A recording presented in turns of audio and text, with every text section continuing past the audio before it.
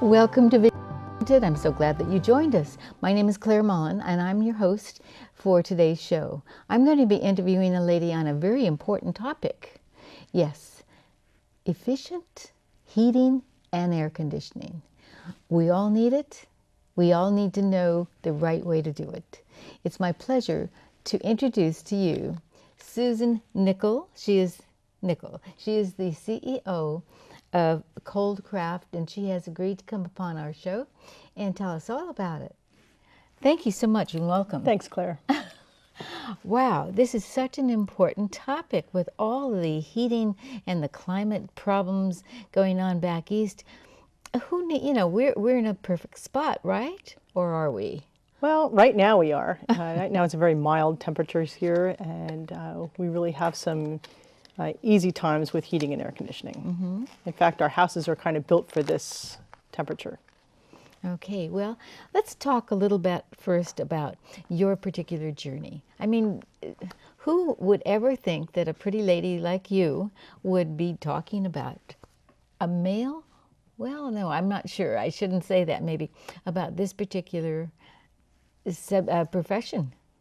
Tell us about your journey briefly. Well, my journey started out as the youngest daughter of 8, so if it's male-oriented, I probably didn't notice because I can pretty much put up with anything. And I'm from New Jersey, so it gives me a little bit tougher shell too. But through my life, I've had various jobs, and one day I was invited to a U.S. Green Council's meeting, and wow. I saw a lot of people that were very impassioned with the fact of being energy efficient, and heating and air conditioning is 70% of your energy bill.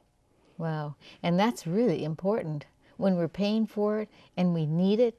Wow, so that's fantastic. No getting around it. And you are the CEO of this particular company, and so I really appreciate you coming here to KMVT Channel 15 Divisions Unlimited to share your knowledge. Well, I appreciate the invite, Claire. Okay, well, let's get right into it. Heating and air conditioning. Wow, it sounds kind of like, oh, is that a really important topic to talk about? I would think so, yes. How about you?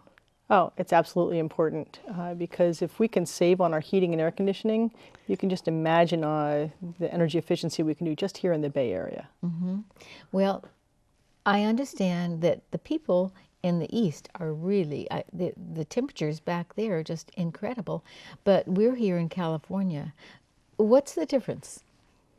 The difference between there and here is we have a very mild climate, and they have a very cold and hot climate. So it's hot in the summer, cold in the winter. So their houses are built a little bit differently to help them deal with that. And that was interesting to me that you mentioned our homes couldn't even stand that type of weather. We'd be quite cold. Even a small cold snap here, our phones start ringing. Mm-hmm. And so I guess there's different steps we talked about, like the installation, the design, initially the design of it. So let's start there. Okay. It's really important that you design your heating and air conditioning system correctly. That includes all the vent work too. You'll notice that if you look at older houses compared to newer houses, the vents are now moved towards the windows because that's where the source of the heat and the coldness is coming through the windows. That's the weaker spot. So you want to make sure it's designed properly. So when you're building a new house, you design it properly, and the newer houses have more insulation, and they do something called sealing the envelope. So they make sealing the envelope. That's sealing the envelope. Interesting phrase, a different time. So that means that, say that one more time. Sealing the envelope is? Sealing the envelope. That means when you have windows and they're kind of older and they're leaking heat and air, you want to seal them up, whether it's with caulking new windows. You can put in little weather stripping around your doors to keep you warmer and colder, depending on what your preferences are. Okay. Are those the snakes you were talking about? Actually, on the East Coast, they do have these snakes for people that rent, and you get a long snake. It's like a stuffed animal, and you filled with beans, and you put it near your door to stop the cold air from coming in. Okay, interesting. All right, continue. So we're in the design phase of it. Yes, you want to make sure it's designed properly so your air in the house that goes into the vent does not come out the register right there, so it doesn't just circulate the conditioned air. You want to separate it. Okay. Well, then once the system is already installed, then what's the next thought? Well, then we get to start using it, right? And then it's happy days. We're warm, it's energy efficient, you're cool in the summer, but you have to maintain it. People forget to maintain it. And when you don't maintain it, the energy efficiency slips. So what's proper maintenance? Describe what we need to know about maintaining a furnace. Well, you really need to call a qualified HVAC professional, and HVAC is heating, ventilation, and air conditioning. It's an acronym I didn't know about before. Okay. So you get a HVAC professional to come in, and he or she will check with gauges how the furnace or air conditioning is working.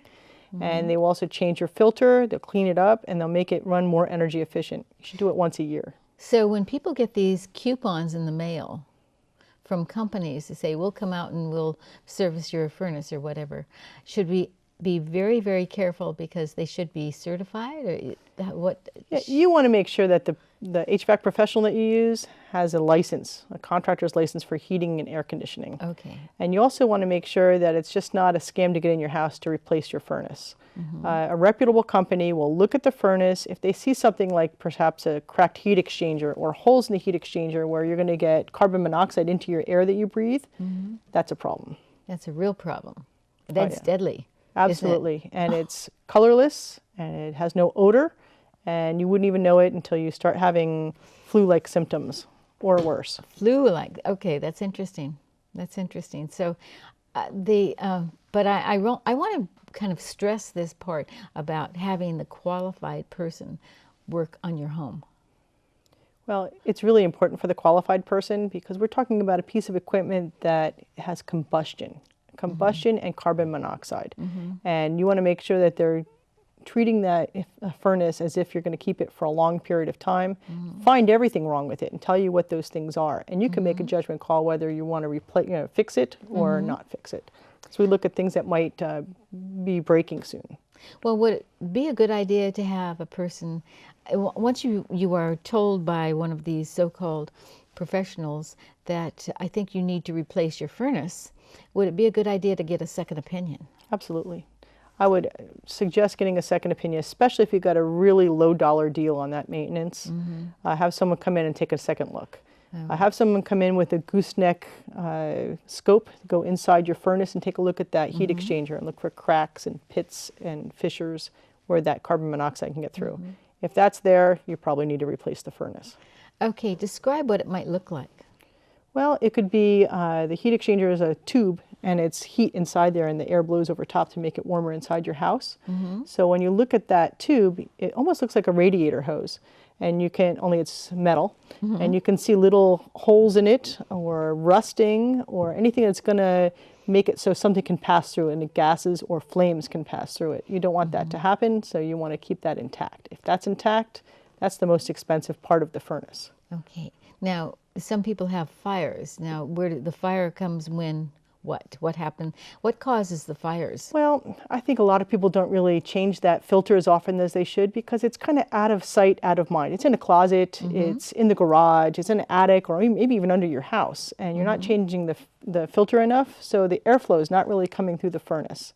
Then they think, oh, I can save money by turning off some rooms in my house. But if you don't have at least 80% of your vents open, it's going to be a problem because you're overworking your furnace. The furnace gets overworked, it gets overheated, it gets so hot that that heat exchanger can melt and flames and the carbon monoxide can get through the bottom. Interesting. Well, I'm being a senior, I think that a lot of people are trying to save money.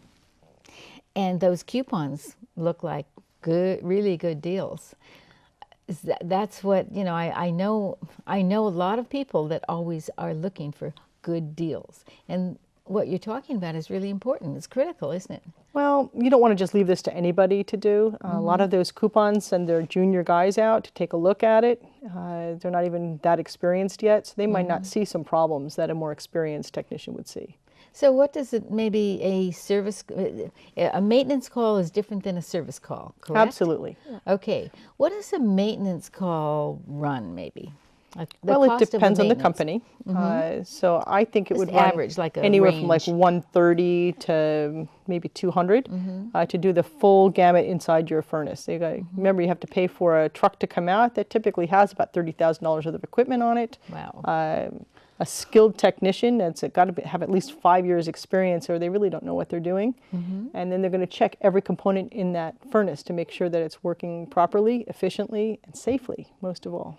Okay. So rather than actually replace the whole system, what about just repair parts? Well, that's true. When we take a look at that furnace, we might see that maybe a fan is going out or a contactor is going out, and we can just replace those parts with your permission. You know, when we're there, we would ask the customer for the permission first before we do something like that. But that heat exchanger, that's when you have to replace it because it's a danger now. Okay. Well, you know, you're. Oh, I'm getting scared now. I don't think I've had my mind checked for a while. So, you know, after the show, do you mind coming and checking mine? Oh, absolutely. I'll come by and take a look at it for you. Okay, that would be wonderful. And I'm going to share this knowledge over with a lot of my friends because I can see where this is really important. It's my knowledge, or it's my impression, where you have the person coming out and checking, and if they don't check, it could lead to the possible fire, right? Right. Okay, so, and it's interesting also when you were talking initially the design of where to place the vents. What do you think about just maybe changing the vents from the center of the building to closer to the outside of the building? Well, that's a good point, Claire. For the older homes, they only have them like near the doorway or of the entrance to the room or in the middle of the room. But really, that heat and cold impact is coming from the window. So we're finding that if we move them closer to the window, it's all about comfort and efficiency, not just turning down the thermostat. Okay. Now, what we're talking about is more for homes, right? What about the companies, the buildings that really are very, very expensive to maintain for a company? Well, maintenance is critical for them because their equipment's more expensive too. And a lot of that equipment's on the rooftop. So if you happen to have an economizer, which is a part of a piece of equipment on HVAC equipment up on the rooftop, you want to make sure that's working because if it's hot inside the house or in the office, it pulls in the outside air inside instead of running the air conditioning. That saves a lot of money. So make sure your economizers are working, make sure that it's updated and energy efficient. And about those vents, it works for them too. If you have an office with a big window, you're going to get hot by that window or cold in the winter. Okay. Interesting, really interesting. And oh, wow, I never thought about that. And exactly what is an economizer? An economizer is a piece of equipment that typically is attached to like a package unit, which is the rooftop equipment. If you look on Google Maps, big squares on the rooftops of buildings. And when it's hot inside the building, but it's cool outside, instead of calling for air conditioning and causing more money to be spent, it takes the cool air outside and brings it inside to cool the people and the computers in those rooms. Okay. Well, you know, this is interesting. This is a fascinating subject now that I'm thinking about it. The Indians had smokestacks, and the cavemen, I think you mentioned something where they had the cavemen went into caves, right? Because it was cold in the winter, and when they went in that cave, they got some heat from the ground. And when in the summertime, it's hot outside, it's cool in the cave. They're basically the first geothermal system. And if you're not familiar with geothermal, what that is they drill into the ground, and they pull the heat from the ground, which is usually a constant 55 degrees, put it through something called a heat pump, and then heat up the house with the ground warmth. Now in the summertime, when it's hot, they take the heat from the house and they push it into the ground. And so kind of store it there for winter time. I've never thought about that. Yeah, it's the most efficient heating and air conditioning right now. And California is really a little bit behind on that. Well, going back in history, because I think that's so fascinating, going back, I think, what's the history of the first furnace, per se? The first furnace was like in the 1800s, and it either used oil or coal, and it was from the Lennox company, and they really came out with the first furnaces. Lennox. I think they build computers, don't they? Linux? That's a different Lennox. Different Lennox one. is still in business. It still sells furnaces and air conditioners today, and they're the most innovative that I've seen. Okay, that's interesting.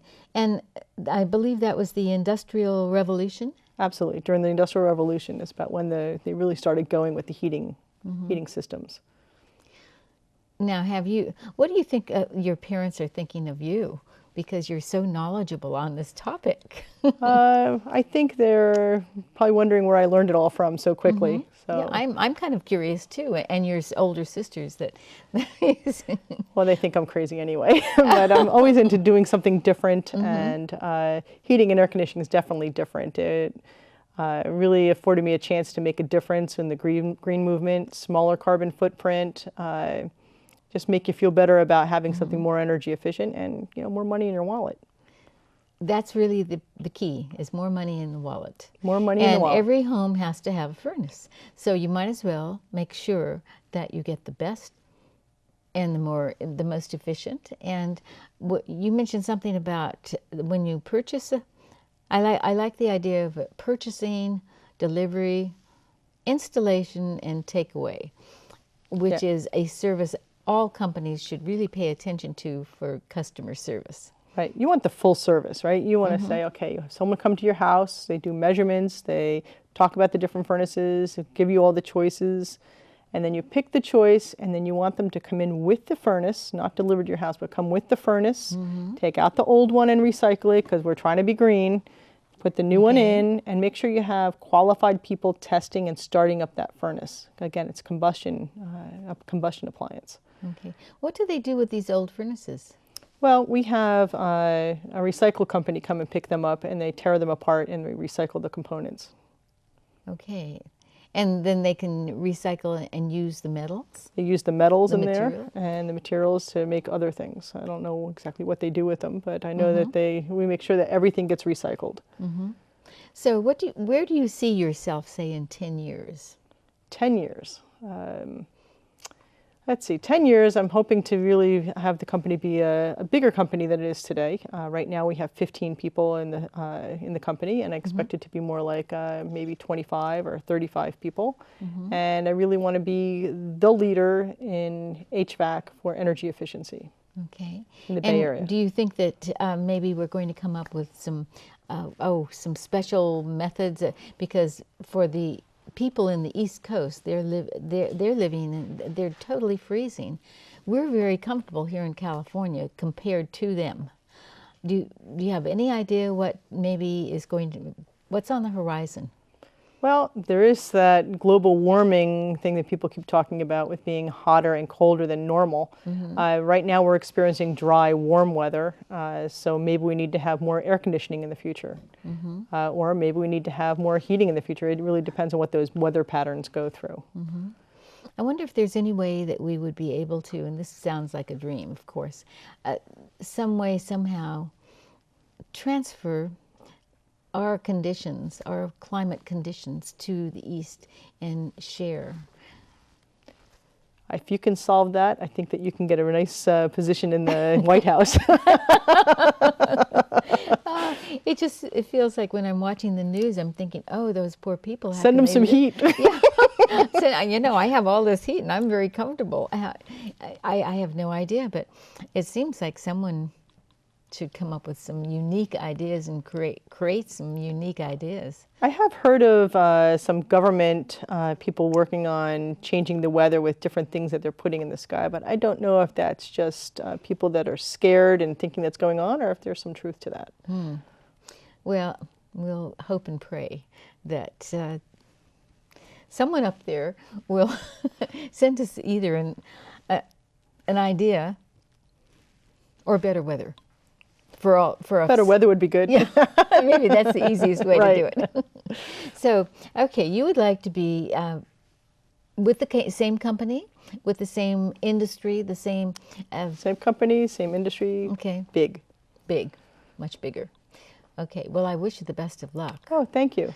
And I can't honestly say I'd be interested in working with you. Because you want to join me? But I really respect you for being so knowledgeable about this topic because it's so important. Oh, thank you. Yes. Some tips on how people can maintain a more comfortable living. I'm sure that the changing windows would be very helpful. Yes, change out your windows, buy energy efficient appliances, the Energy Star energy efficient appliances. You can change out your heating and air conditioning. Depending how old it is, it could be just 30 or 40 or maybe 50% efficient. And now the standard's 80 and higher, so even a 98% efficient furnace for the gas efficiency on the furnace. Well, isn't PG&E kind of like offering deals or some kind of service or some kind of credit? PG&E does give some rebates. Right now, I think they're holding back on the rebates. They come on, they come off. It depends. You'd have to look on the website for pgne.com to find out whether the website's in effect right now and whether the rebate's in effect right now or not. Are there any other opportunities like that? There are always opportunities. There's also programs that come out from the counties or the state of California, and you really want to look at those websites for the state of California or even your particular county and find out if there's any rebates or specials where it can help you upgrade your house to be more energy efficient. That would be, so it would be worth the time spent for people to really explore that. Absolutely. And you can get that on internet. Are there any special sites that you're familiar with? I would look at california.gov and then the local sites for your county, and then look at that pgne.com site. pgne.com. And who would be kind of like a parallel with PG&E? A parallel with PG&E. I don't know whether that's a... Well, it depends on what town you're in. If you're going to be in a smaller town like Santa Clara, you have to speak to your utility company in Santa Clara. Or if you're going to be in... there's a couple of towns, Palo Alto utilities, so you need to talk to that utility company. So utilities, yes, that would be where to go. That Right. makes sense. That definitely makes sense. I always see a lot of offers from people who are for companies who are offering windows, replacing windows. Right. And I did that, and I think it was really helpful. It makes a big difference, doesn't it? Yes, it does. Sometimes you can just, if you happen to be there during the installation, the sun's shining, you put your hand up and you feel the heat, and then they put the window in and you just can't feel it. It's amazing. One change that I made when I was doing some painting in my home was before we had the drapes up, it was really cold in my home, even though I had new windows and doors. But when I put the drapes up, what a difference. Big difference. I have drapes in my house too. Yeah. I don't know. Lined drapes. Lined ones, right. Yes. They also help with the reflection on the TV. But the lined drapes, when you close them, so let's say another energy efficient hint would be, or tip, would be in the summertime, open your windows in the morning, let the cold air come in, close them down, close the drapes, lock it inside. And hopefully it stays cooler for the most of the day if you don't have air conditioning. And I think those, what you called snakes or whatever, I have one of those going out to the garage. We did too, and then we put outside, because the door opens into the garage, we put a little a metal piece of metal across the bottom, and then we close it, stops that breeze from coming in. And how about the door itself? I mean, maybe there's some kind of a backing that they could put. Well, you could put an insulated door. Insulated door would be helpful. Some of the doors we have now are hollow, so they might not be as energy efficient. I think we're talking about some excellent tips to help people keep the temperature in their home really efficient. And it's really not that expensive to change a door. It's not that expensive to put a drape up. Right. And it's all these little steps, you know, because it looks like a big elephant in the room when you have energy efficient. How can I do it? There's this big elephant. And they say the best way to eat an elephant is one bite at a time. One bite. How about changing your couch from the window wall over to the center wall? You could do that. Certainly positioning where you're going to be sitting when it's hot or cold outside would be helpful. A nice big old blanket around you, or a big old sweater. You could do that. You know, there is one other thing that you could do. You can, when you get your furnace, if you get something with a variable speed fan inside of it, that runs at a lot of different speeds. So it's a high speed when it's heating up or cooling the house. Then when it hits temperature, it slows down and it slowly mixes the air in the background. So it gets rid of those hot spots and cold spots. Okay, That that's fan good. runs at 50% less energy than a regular fan in a furnace. That's good. That's good. Any other things about furnace, specifically the furnace?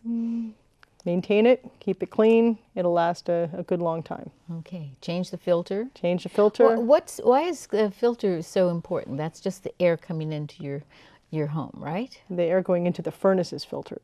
Okay. So it traps all the dirt in the filter. And if that dirt went through and into the furnace, then it would damage the furnace because there's too much dirt inside the furnace. But as that filter gets clogged up, the airflow gets clogged up, and then there's that fire or carbon monoxide issue. Then you make sure you change the filter. It's a cheap thing to do, and it's very easy. Yes, it is. It really is. When people remember, maybe put it on your calendar. I think that we've really covered a tremendous amount. Oh, how about putting a carpet on in a room where there's hardwood floors? Carpeting is a nice insulator in a room. Wall-to-wall carpeting is probably the most insulating, but some people prefer seeing the hardwood floors. They spent a lot of money for it. So area rugs are very nice too, especially on your feet in the morning. You know, you want to stay warm. Good old warm socks. That's big old right. heavy socks. And that's easy. They have wonderful sales at department stores around Christmas time, especially. For the warm socks. Yes. Okay. And we have, there's, I guess, really so much to talk about with this particular topic, is maintaining that comfortable flow of energy and the climate control, right? Yes. So do you have any last things? We're just about finished with our timing here. So maybe summarize quickly. Okay, make sure that the house is designed correctly for energy efficiency. If it's not, when you go to replace that furnace, redesign it. Redesign the ductwork. Make sure you get a furnace that's not oversized for the house. It'll be on and off and wear it out faster. And maintain it and change the filter, because energy efficiency is everybody's responsibility. Okay, that sounds excellent. Well, I thank you very much for joining us. Well, thank you, Claire. Susan, you're very impressive because you have so much knowledge that's very important for all of us. So I wish you the best of luck with your company to make it grow, grow, grow, grow. Oh, thank you. And yourself. So again, thank you so much. It's been a pleasure. Thank you. So I think that anyone that is watching this show can certainly benefit from all of this information. So thank you so much for joining Visions Unlimited. Bye for now.